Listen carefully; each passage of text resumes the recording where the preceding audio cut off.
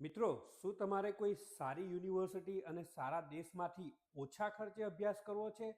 હાલના તબક્કે જ્યારે દુનિયામાં ઘણા બધા પ્રોબ્લેમ થઈ રહ્યા છે, ઘણી બધી કન્ટ્રીમાં ઘણા બધા ઇશ્યુઝ આવી રહ્યા છે, ત્યારે વિદ્યાર્થી એવું ઈચ્છે કે કોઈ સારા દેશમાં જઈને ઓછી ફી પર સારું શિક્ષણ મેળવે.